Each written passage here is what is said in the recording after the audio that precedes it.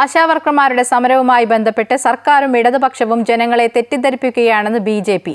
വിഷയത്തിൽ മന്ത്രിമാർ പച്ചക്കള്ളം പറയുകയാണെന്നും ഇത് കേരളത്തിന്റെ പിടിപ്പുകേട് മറച്ചുവെക്കാനുള്ള നീക്കമാണെന്നും ബി.ജെ.പി. സംസ്ഥാന അധ്യക്ഷൻ കെ. സുരേന്ദ്രൻ. കേന്ദ്രം കൃത്യമായി എല്ലാ വിഹിതവും നൽകിയിട്ടുണ്ടെന്നും അദ്ദേഹം കൂട്ടിച്ചേർത്തു. ആശാവർക്കർമാരുടെ സമരം കേന്ദ്രം പണം നൽകാത്തതുകൊണ്ടാണെന്ന് പറഞ്ഞ് LDF സർക്കാർ പ്രചരണം നടത്തുന്നതിനിടെയാണ് ഒരു കുടിശ്ശികയും കേന്ദ്രം ഇനി നൽകാനില്ലെന്ന വാദവുമായി ബി.ജെ.പി. രംഗത്തെത്തിയത്.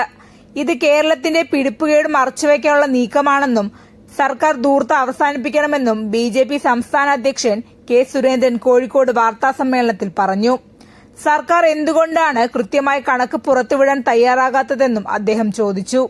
കേരള സർക്കാരിൻ്റെ ഭരണപരാജയങ്ങളും കേരള ഗവൺമെൻറ്റിൻ്റെ പിടിപ്പുകേടും മറച്ചുവെക്കാൻ തുടർച്ചയായി കേന്ദ്രത്തെ പഴിചാരുന്ന സമീപനമാണ് ഈ സർക്കാർ സ്വീകരിക്കുന്നത്. ഏറ്റവും ഒടുവിൽ ആശാവർക്കർമാരുടെ സേവന വേതന വ്യവസ്ഥകളുടെ കാര്യത്തിൽ തുടർച്ചയായി പിണറായി വിജയൻ സർക്കാർ, മന്ത്രിമാർ, MP-മാർ പച്ചക്കള്ളം ആവർത്തിച്ചുകൊണ്ടിരിക്കുകയായിരുന്നു. കേരളത്തിന് കേന്ദ്രം പണം നൽകാനുള്ളത് കൊണ്ടാണ് ആശാവർക്കർമാരുടെ വേതന കാര്യത്തിൽ തടസ്സമുണ്ടായത് എന്നുള്ള വ്യാജ പ്രചരണം ആവർത്തിച്ചവർ നടത്തുകയുണ്ടായി.